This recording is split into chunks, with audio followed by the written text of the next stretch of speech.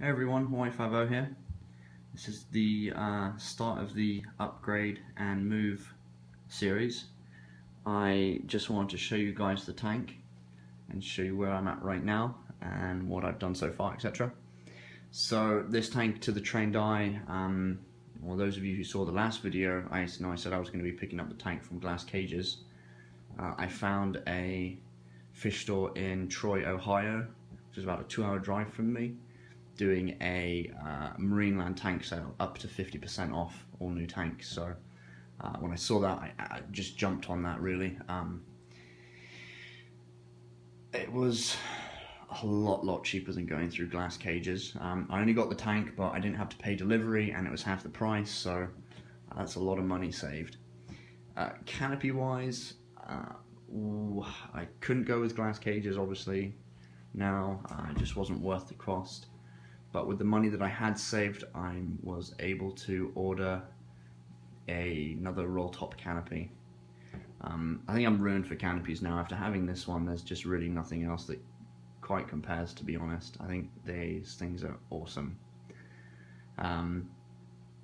So even the extra money for the canopy from my LFS, it was still cheaper for me going down this route than I would have done with Glass Cages by a couple $100. So that's money in my pocket for something else tank related down the line. I went with the black background. I like the black background because you don't have to clean it.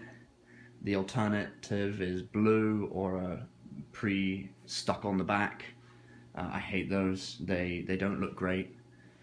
I think everything stands out that much more with a black background. The corals, the fish. Also, you don't have to clean the back if you don't want to, because it's just not going to show up the algae that a blue background or some of those, stick on the back backgrounds would highlight. So it's less work. I like to just keep the back el natural in a way, so that the things like the starfish, snails, copepods, they have somewhere to chow down on if they want to. Cleaner shrimp, the tangs that I'll eventually get will have something to graze on maybe. So just less work, more beneficial to the inhabitants of the tank, I think. As long as it doesn't get too out of control, I'm cool with that. So for the back, I used a oil-based Rust-Oleum paint. Doesn't matter if you use gloss, semi-gloss, or flat black, it's all going to look the same on the other side of the glass. I used a sponge roller and it took me about 4 coats, and that was it. It's pretty straightforward. The good thing is with the oil-based paint and some of the other paints like this is that if you want to take it off, it will actually pretty much peel off for you.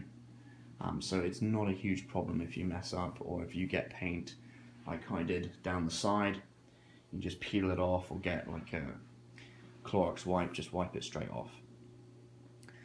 I went with the screen tops and egg crate combo again. I looked at bulk resupply. It was actually a lot cheaper for me to just get the components that I needed from Lowe's, because I already had some of the components from the previous kit that they gave me. So I only actually ended up spending, I think, something like $15 on these.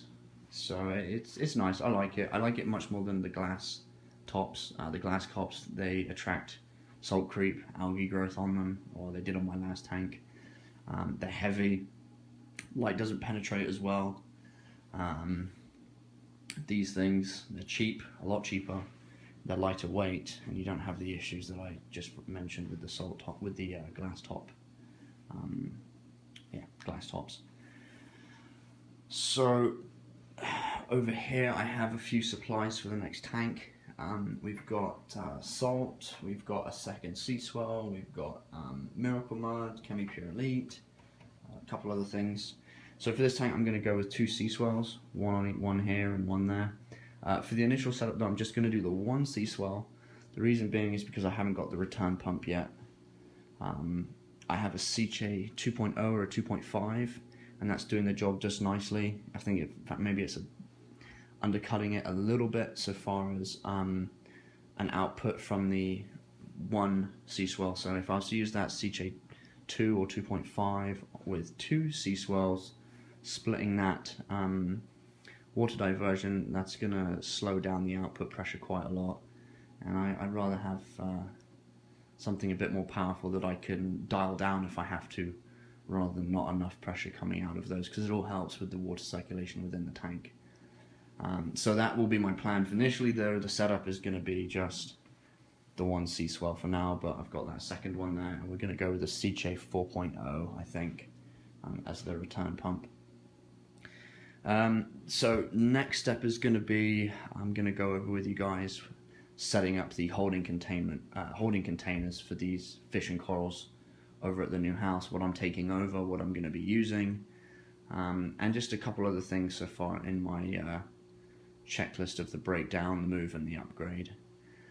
But that first day is going to be getting the water mixed up and getting the holding containers set and ready for the fish and the corals, because they are going to be in there for I think maximum 2 days.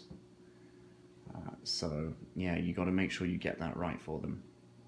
Alright, well that's about it, guys. Just a short one. I'm going to do these in segments, as I said, as I go, and we'll see how it goes. Wish me luck. Thanks. Bye.